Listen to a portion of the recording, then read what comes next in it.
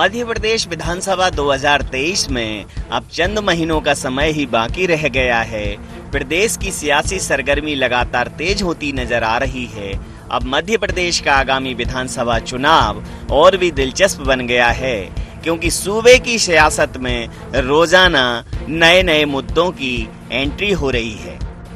जी हां, एक बार फिर लव जिहाद को लेकर माननीयों के स्वर तेज हो गए हैं। रविवार को मुख्यमंत्री शिवराज सिंह चौहान ने इंदौर में लव जिहाद को लेकर बड़ा बयान दिया। उन्होंने साफ साफ कहा कि किसी भी कीमत पर मध्य प्रदेश की धरती पर लव जिहाद का खेल नहीं चलने दूंगा। जरूरत पड़ी तो लव जिहाद के खिलाफ और कड़ा कानून बनाऊंगा। कई दूसरे धर्म वाले अगर आदिवासी की जमीन वैसे नहीं खरीद सकते तो आदिवासी बेटी से शादी करके उसके नाम पे जमीन खरीदवा दें। ये पाप है। बोलो पाप है कि नहीं है? सब बोलो है कि नहीं पाप? ये लव नहीं है, ये लव के नाम पे जिहाद है। और मैं किसी भी कीमत पर मध्य प्रदेश की धरती पर लव जिहाद का खेल चलने नहीं दूंगा, चलने नहीं दूंगा। शादी कर ले और 35 टुकड़ा कर दे, क्या हम सहन करेंगे? बताओ, हम सहन नहीं करेंगे। और ये इसलिए जरूरत पड़ी तो लव जिहाद के खिलाफ नया कड़ा कानून बनाया जाएगा। मेरे बहनों और भाइयों, नहीं छोड़ा जाएगा। फिर क्या था, जैसे ही सीएम शिवराज का बयान आया तो इस मसले पर विपक्ष कहां खामोश रहने वाला था। हुआ भी ऐसा। नेता प्रतिपक्ष डॉक्टर गोविंद सिंह ने लव जिहाद को फर्जी बता दिया। लव जिहाद पूरी तरह से फर्जी है। देश आजादी में, भारत में पूरे संविधान में स्वतंत्रता है किसी को किसी धर्म अपनाने की, किसी धर्म में किसी भी व्यक्ति से संबंध रखने की, आने की, जाने की, शादी स्थापित करने की। संविधान इनकी षड्यंत्र है संविधान बदलने का। लव जिहाद न कभी था न कभी है। वहीं इस मुद्दे पर जैसे ही विपक्ष की प्रतिक्रिया सामने आई तो भारतीय जनता पार्टी कांग्रेस पर हमलावर नजर आई। नेता प्रतिपक्ष डॉक्टर गोविंद सिंह के बयान पर भारतीय जनता पार्टी ने जबरदस्त हमला बोला। मध्य प्रदेश सरकार के प्रवक्ता गृह एवं जेल मंत्री डॉक्टर नरोत्तम मिश्रा ने कहा कि स्वाभाविक रूप से कांग्रेस को तो ये मामले फर्जी ही दिखाई देंगे, क्योंकि कांग्रेस अप्रत्यक्ष रूप से इन चीजों का समर्थन करती है। तो स्वाभाविक रूप से उनको फर्जी ही दिखाई देगा, क्योंकि वो अप्रत्यक्ष रूप से इन चीजों का समर्थन करती है कांग्रेस पार्टी। और कांग्रेस पार्टी जहां जहां है वहां ही इस तरह की घटनाएं घटित हो रही हैं देश के अंदर। ये भी आप देखें तो इससे विपक्ष का और कांग्रेस का सोच उजागर होता है। ये घटनाएं लगातार जिस तरह से हो रही है उसके यथार्थ में हम लोगों को जाना पड़ेगा। अभी जिस तरह से एक बेटी के 35 टुकड़े किए गए, ये लव जिहाद नहीं है तो और क्या है? तो लव जिहाद की एक सुनियोजित साजिश पूरे देश में चल रही है कि चाहे लव जिहाद हो, चाहे धर्मांतरण हो, इस सब के विरुद्ध बहुत सख्त कानून बनाने की आवश्यकता है। और अब देश को जरूरत है सामान्य नागरिक संहिता की। इसके लिए भी अब देश को आज आवश्यकता है। इस सब दिशा में भारतीय जनता पार्टी की हमारी सरकार विचार कर रही है।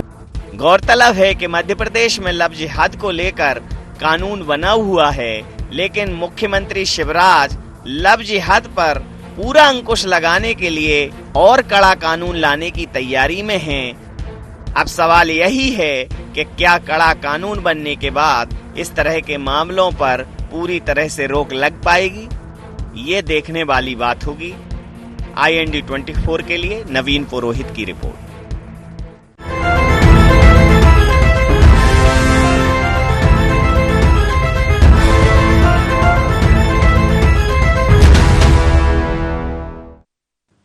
नमस्कार, IND एजेंडा लव जिहाद सियासी फसाद में आपका स्वागत है। मैं हूं आपके साथ नवीन पुरोहित। चर्चा को विस्तार देंगे, उसके पहले IND एजेंडा के मुख्य बिंदुओं की तरफ एक निगाह डाल दें। मिशन 23 से पहले सियासत में लव जिहाद की एंट्री के क्या मायने? क्या लव जिहाद का खेल सीएम शिवराज करेंगे फेल? कांग्रेस के आरोपों में कितना दम? क्या कानून सख्त होने से लव जिहाद पर लगेगी लगाम? नमस्कार, इन्हीं सवालों के साथ चर्चा में आप सबका पुनः स्वागत है। पूरे देश में, मध्य प्रदेश में भी कुछ समय से इस प्रकार के मामले सामने आ रहे हैं कि एक धर्म विशेष के लोग बहुसंख्यक वर्ग की बेटियों को, युवतियों को बहला फुसलाकर, झांसा देकर अपने प्रेम जाल में फंसाते हैं, फिर शादी करते हैं, फिर धर्म परिवर्तन करने को मजबूर करते हैं। कई कई प्रकरणों में इसकी परिणति हत्या और अन्य विभत्स अपराधों के रूप में हुई है।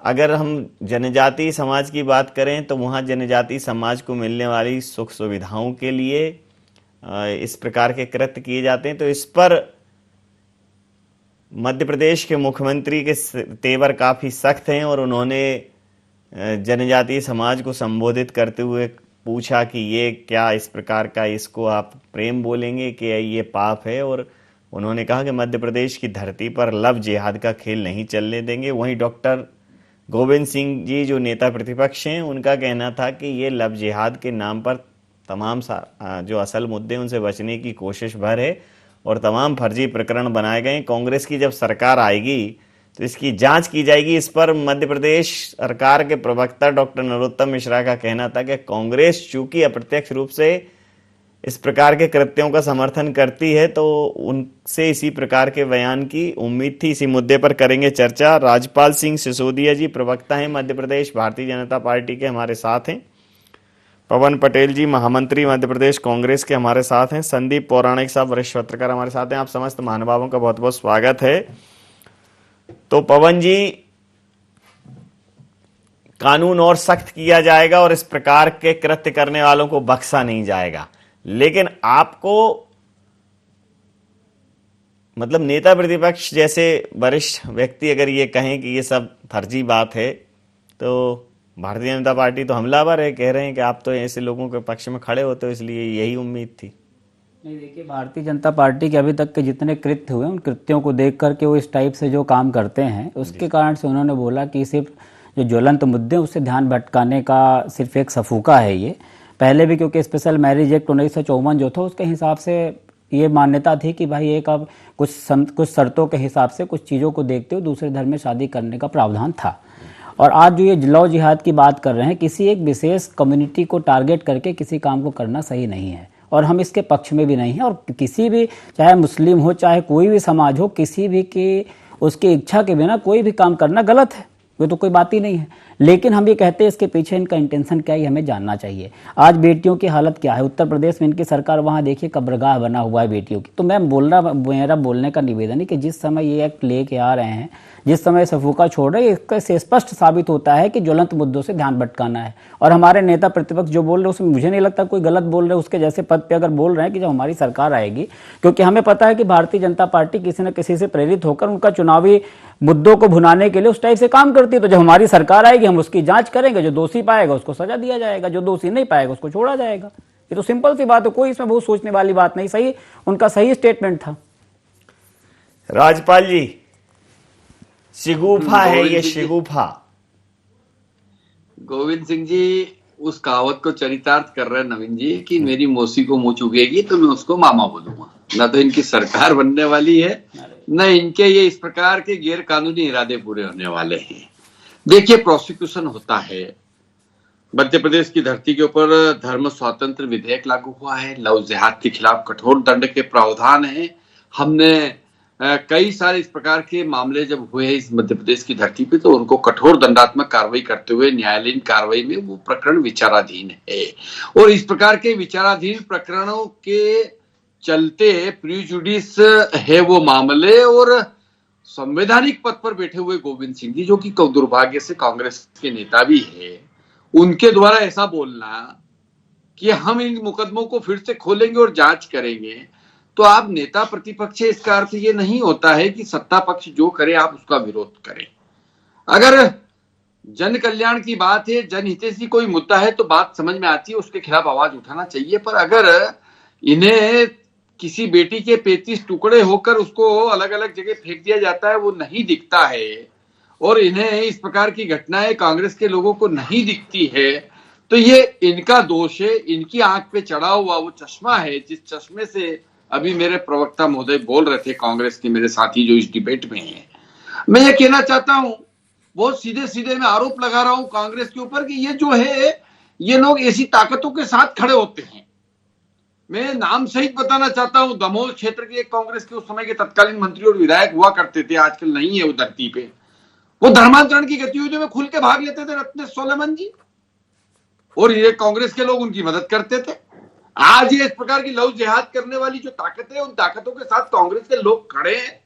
मैं गंभीरता से आरोप लगा रहा हूं, और जब ये उनके साथ खड़े हैं तो इनके नेता प्रतिपक्ष इस प्रकार से बात बोलने का काम कर रहे हैं। तो नेता प्रतिपक्ष का पद संवैधानिक पद है, इस संवैधानिक पद पे लेकर इस प्रकार का निंदनीय बयान देने का जो कृत्य करने का काम गोविंद सिंह जी कर रहे हैं, मैं समझता हूं ये निंदा करने योग्य कदम है। मैं भारतीय जनता पार्टी के प्रवक्ता के ही नाते नहीं, अपितु इस मध्य प्रदेश का एक नागरिक होने के नाते भी ये बात कहता हूं कि अगर माननीय मुख्यमंत्री जी इस बात को कहने का काम कर रहे हैं कि इस मध्य प्रदेश की धरती पर जबरिया धर्मांतरण नहीं करने दिया जाएगा, जबरिया लव जिहाद के काम यहां पर नहीं होने दिए जाएंगे, किसी लालच में आकर किसी आदिवासी बेटी से शादी कर लेना, चूंकि आदिवासियों की जमीन लेना हड़पना इस नियत से नहीं होगा इस धरती पर, और अगर कोई करेगा तो उसको सख्त से सख्त दंड का प्रावधान किया जाएगा, किया गया है, प्रोसिक्यूट किए गए हैं लोगों को, और उनको बचाने की बात नेता प्रतिपक्ष के द्वारा करना, मैं समझता हूं कि ये बहुत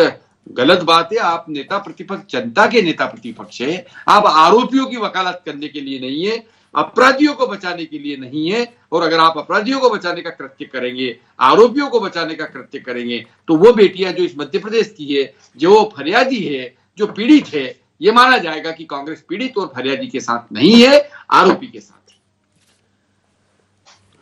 संदीप जी, चूंकि इस प्रकार की घटनाएं कुछ समय से बहुत ज्यादा घटित हुई हैं और लोगों का एक मानसिक संवेग इस प्रकार की घटनाओं के विरोध में है, और उसी समय पे उसका कानून बनाकर कहीं ना कहीं जनता के दिमाग में ये कि सरकार इनके खिलाफ सख्त कदम उठा रही है, या भारतीय जनता पार्टी की ये सोच है, ये एक ऐसी सोच है जिससे वो जनता से इत्तेफाक रख लेते।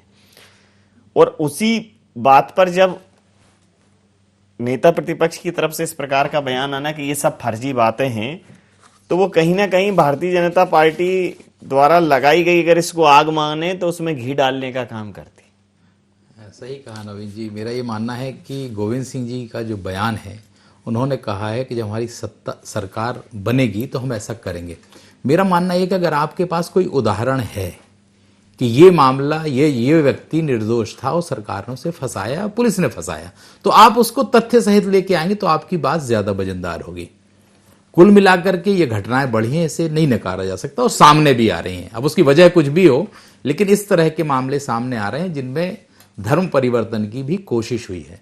स्वाभाविक सी बात है, जब बीजेपी बहुसंख्यक की बात करेगी और कांग्रेस कहीं ना कहीं अल्पसंख्यक के साथ खड़ी नजर आएगी, तो मध्य प्रदेश की राजनीति में एक नए तरह का पोलराइजेशन खड़ा हो जाएगा।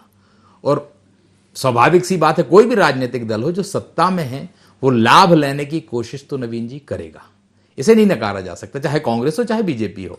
दोनों ही दलों का कहीं ना कहीं मतदाताओं को लुभाने भरमाने का प्रयास होता है। कांग्रेस ने जो स्टैंड लिया है, मैं फिर वही कहूंगा कि इन्हें तथ्य सहित बात करनी चाहिए। अगर आपके पास उदाहरण है कि यह मामला गलत हुआ है, तो उसके साथ खड़े हुई है ना। पीड़ित अगर वो पक्ष है, चाहे वो अल्पसंख्यक हो या बहुसंख्यक हो, उसके साथ अगर आप खड़े होंगे तो आपको जन समर्थन भी मिलेगा।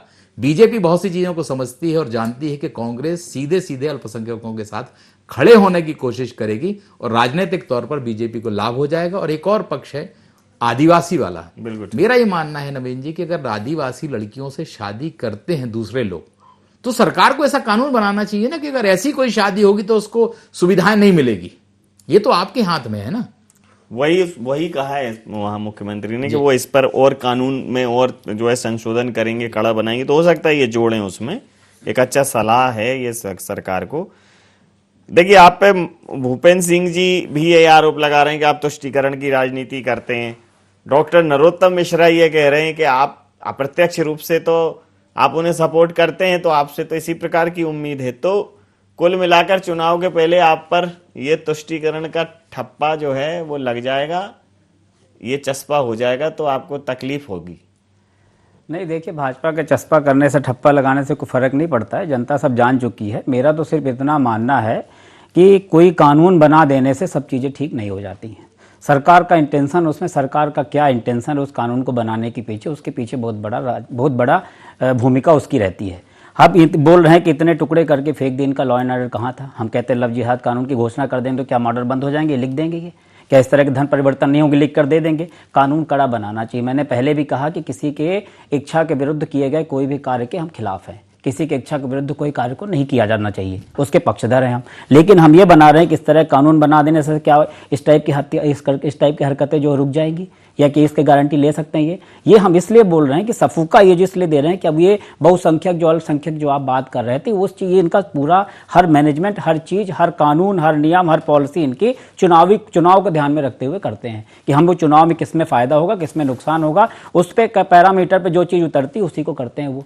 हमारा बस इतना निवेदन है कि हम तो पहले भी बोल रहे हैं, अभी भी बोल रहे हैं कि किसी की इच्छा के विरुद्ध किए गए किसी भी कार्य को के खिलाफ हैं हम लोग। लेकिन सिर्फ इस कानून को बना देने से ऐसा नहीं हो जाएगा कि इस टाइप की हरकतें रुक जाएंगी, ये हमारा निवेदन है। जी, राजपाल जी,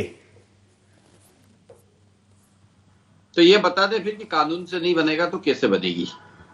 भाई, कानून से ही तो अपराध रुकता है, कानून में ही तो प्रक्रिया। सीआरपीसी और आईपीसी के प्रावधान के तहत कोर्ट चलती है, पुलिस प्रोसिक्यूट करता है, नियमों के तहत, कानून के तहत मुकदमा दर्ज करता है और कोर्ट को प्रोसिक्यूट करता है। कोर्ट में विचारण होता है, ट्रायल होता है और ट्रायल के बाद में दोषी पाए जाने पर सजा होती है। ये हमारे यहाँ की न्याय पद्धति है, यहाँ की प्रणाली है, प्रक्रिया है, उसी से सरकार चलेगी। अलग से तो कोई नया नियम बनाया नहीं जा सकता। हाँ, ये बात जरूर है कि नियमों में, प्रावधानों में समय समय पे परिवर्तन करने का काम होता है। आदरणीय पत्रकार महोदय बहुत अच्छी बात कह रहे थे कि इसके अंदर आदिवासियों के बच्चियों से, बेटियों से दूसरे लोग शादी ना कर सके, इसको लेकर कोई सख्त कानून का प्रावधान होना चाहिए। तो अभी पेशा कानून एक्ट पे काम चल रहा है और उसी के जन जागरण में ये बात बोलने का काम हुआ। इंदौर में जो कार्यक्रम था वो पेशा कानून के ऊपर ही माननीय मुख्यमंत्री जी बोल रहे थे, तो वहां उन्होंने ये बात बोलने का काम किया। निश्चित तौर पर जो आप कह रहे हैं, आपकी मंशा के अनुरूप कुछ न कुछ इसके अंदर आने का काम होगा। धार्मिक स्वातंत्र विधेयक 2022 के अंतर्गत हमने कई सारे प्रावधान करने का काम किया है हमारी सरकार 2020 के तहत। उसके साथ साथ में आज कहीं ना कहीं इस बात की भी आवश्यकता महसूस होने का काम हो रहा है कि अब देश के अंदर समान नागरिक संहिता की मांग उठ के आने लगी है। मध्य प्रदेश से भी ये शुरुआत हुई है कि कहीं ना कहीं अब कॉमन सिविल कोड, समान नागरिक संहिता भी इस देश के अंदर लागू हो। लेकिन ये कह रहे हैं, यही तो है बस आपके पास, यही झुंझुने हैं, यही तो कह रहे हैं पवन जी कि ये झुंझुने, ये शिगुफे हैं। झुंझुने नहीं है नवीन जी, कॉमन सिविल नहीं, ये वो काम है, ये कह रहे हैं ना, ये कॉमन सिविल कोड और ये सब झुंझुने हैं। मूल चीजों से ध्यान भटका रहे हैं। क्या मूल चीजों से भटका रहे हैं पवन जी? ये मूल चीज है पवन जी, ये मूल चीज था, नहीं किया इनने, इसलिए हमें करना पड़ रहा है। आपके हिसाब से क्या है मूल? अच्छा, ये मूल चीज है। मूल चीज ये नहीं है कि जो आदमी आत्महत्या कर रहा, खाना नहीं खा पा रहा, बेरोजगारी के कारण आत्महत्या करता जा रहा, क्या ये मूल चीजें नहीं है आपकी नजरों में? जिन जिन बातों को लेकर भी हम काम कर रहे हैं। अरे काम कितना चाहेंगे? फिर वही आप काम कर रहे हैं, उस पे काम कर रहे हैं, इस पे काम कर दिया। पहले उस पे काम करना चाहिए आपको ना। जो 2014 के बाद बड़े बड़े भूखे फेंके थे, पहले उसमें काम करना चाहिए। आदमी का जब पेट भरा रहेगा तो इस टाइप की हरकतों में भी कमी आएगी। जब आदमी को नौकरी मिली रहेगी ना, कहीं ना कहीं व्यस्त रहेगा, तो उसको इस टाइप से काम करने में उसका मन नहीं लगेगा। यहाँ पर उद्योग धंधे स्थापित हो रहे हैं। अरे स्थापित हो रहे हैं, रोजगार मिल रहा है, 2 करोड़ रोजगार मिल रहा है, उसकी बात नहीं हुए क्यों नहीं? रोजगार उत्पन्न करने के काम किए हैं, हुए क्यों नहीं भाई साहब? मैं ये बोल रहा हूँ, हुए क्यों नहीं? का काम किया है।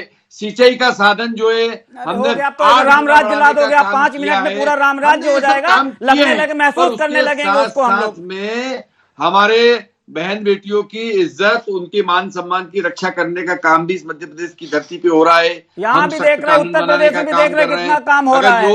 यौन अपराध यहाँ होते हैं, बोलेंगे नहीं, तो उस चीज को फांसी के बोलेंगे दंड नहीं। तक का प्रावधान हमने करने का काम किया है। आपके ऊपर आरोप है इस प्रकार के राजपाल जी, कार्य नहीं होने दिए। राजपाल जी आपके ऊपर ये आरोप है कि ये आप जो है, आप जिसको मूल चीज बता रहे हैं, मूलतः मूल चीज तो महंगाई, बेरोजगारी, शिक्षा, स्वास्थ्य, ये सब है। उस पे तो काम हो रहा है, उस पर ये कह रहे हैं ये सुरक्षा देना नहीं है क्या? बेटियों को सुरक्षा देना है, लेकिन आप पहले बताइए ना, बेटियों को मैं मानता हूं कि ये भी प्रमुख काम है।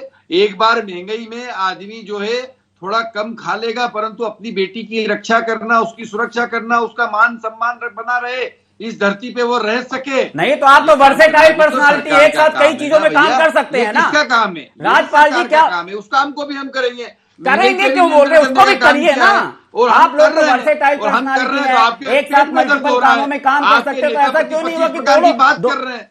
अरे 4-5 चीजों में एक साथ काम नहीं कर सकते हैं क्या?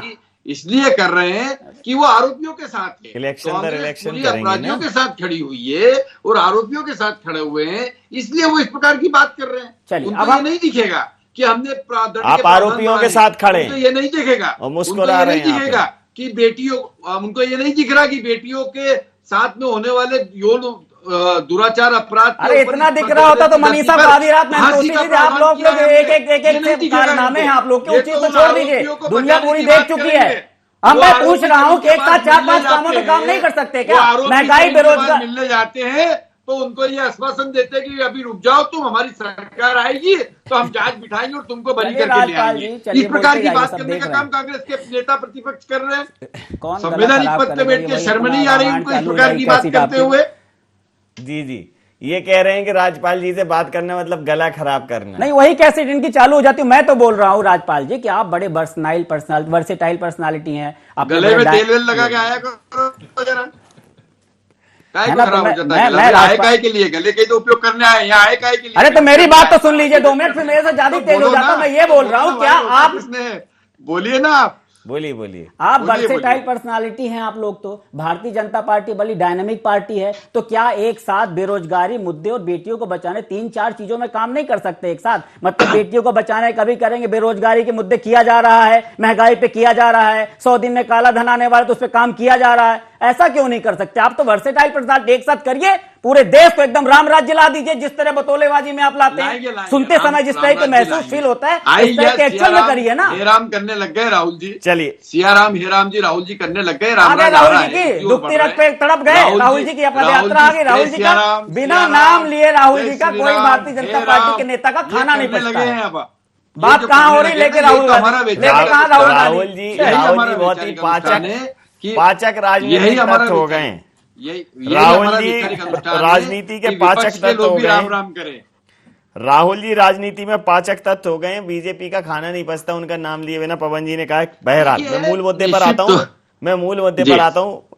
सर, जिस प्रकार से देखिए, मेरा जो सोचना है वो ये है कि जब इस प्रकार के मुद्दे समाज में होते हैं तो बहुत जन भावनाएं उससे प्रभावित होती हैं, एक जनाक्रोश होता है, और उसको लेके फिर जब अगर कानून बना दिए जाएं, जैसे दिल्ली में जब एक निर्भया कांड हुआ, उसके बाद महिला सशक्तिकरण को लेके, महिलाओं के साथ उत्पीड़न ना हो उसके लेके कानून बनाए गए, विशाखा गाइडलाइंस आई।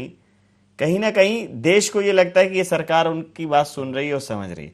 भारतीय जनता पार्टी को ये बेहतर समझ है कि जब हम बात टमाटर प्याज की करेंगे, सिलेंडर सब्जी की करेंगे, और अगर बात बेटियों की सुरक्षा की करेंगे तो कौन सी बात पर लोग ध्यान देंगे।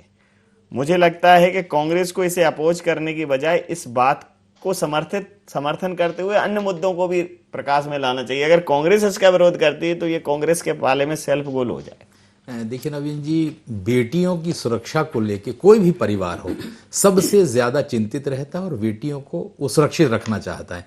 वो बात, मैं एक बात से सहमत हूं राज्यपाल जी की कि महंगाई के दौर में वो कम खा लेगा, सस्ता खा लेगा, या ऐसी चीजें खा लेगा जिससे विकल्प उसके पूरे हो जाएंगे। कांग्रेस की इस समय ये जिम्मेदारी थी कि वो चुने रास्ता। कांग्रेस के साथ नवीन जी क्या है दिक्कत कि वो सही रास्ता चुनने में कहीं ना कहीं देर हो जाती है, या तो मंथन नहीं होता है या विचार विमर्श नहीं होता है कि आखिर बेटियों की सुरक्षा का मामला आ रहा है, लव जिहाद। मेरा ये मानना है कि कांग्रेस का इस समय स्टैंड ये होना चाहिए कि अगर वाकई में लव जिहाद के मामले सामने आते हैं तो सरकार को और सख्त कानून बनाना चाहिए। तो क्या जनभावनाओं के बीच या जनभावना को कैश करने की कोशिश जो बीजेपी कर रही है उसमें कांग्रेस भी खड़ी हो जाती है उनके साथ। कांग्रेस में यह संदेश नहीं जाता कि आप दूसरे वर्ग के साथ खड़े हो रहे हैं। मुझे लगता है कांग्रेस की ये चूक चुनाव में भी भारी पड़ जाएगी। तो समय रहते कहीं ना कहीं ये कोशिश होनी चाहिए कि बहुसंख्यक की भी आप बात करें और ये खड़े होते नजर आए कि आप वो करना चाहते हैं जो समाज के हित में है। जी, तो निश्चित रूप से आपने सही कहा कि इस पूरे मामले पर जो है कांग्रेस को एक बहुत जिम्मेदारी भरा बयान देना चाहिए था। नेता प्रतिपक्ष ने भले ही रॉ में बयान दे दिया हो, कांग्रेस उसको मेकअप करने की कोशिश कर रही है, लेकिन होगा नहीं। समय सीमा के चलते मैं ये चर्चा यहाँ समाप्त करूंगा। आप समस्त महानुभावों का बहुत बहुत धन्यवाद, बहुत बहुत आभार। तो शिवराज जी अभी लगातार एक्शन में दिखाई दे रहे हैं और अब जो धर्म स्वतंत्र विधेयक 2022 है, लव जिहाद को लेकर कानून बना है, उसको और सख्त करने की बात कर रहे हैं। शिवराज जी कह रहे हैं I am strict CM, AM to PM in action CM. सुबह से शाम तक सीएम बहुत एक्शन में दिखाई दे रहे हैं, लोगों कर्मचारियों को सस्पेंड कर रहे हैं, स्कूल की विजिट कर रहे हैं, कानून की बात कर रहे हैं, सुख सुविधाओं की बात कर रहे हैं। लेकिन कांग्रेस ये कह रही है कि ये सिर्फ और सिर्फ चुनावी शिगुफा है, ये सब चीज़ें हो जानी चाहिए थी। निश्चित रूप से जो चीज़ें हो जानी चाहिए थी उनको रेखांकित किया जाना चाहिए, लेकिन जब विषय संवेदनशील हो तो कांग्रेस को मैं अपनी तरफ से नहीं, वरिष्ठ पत्रकार महोदय की तरफ से ये सलाह ज़रूर दूंगा कि ऐसे मुद्दे जो लोगों की जन भावनाओं को प्रभावित करते हों उन पर सोच समझ के बोलना चाहिए, क्योंकि अगर आप एक पक्षीय उसमें देखते हैं तो निश्चित रूप से तुष्टीकरण के आरोप जो है वो पुष्ट होते हैं। IND एजेंडा में इतना ही। आप बने रहिए IND 24 के साथ और देखते रहिए IND 24। नमस्कार।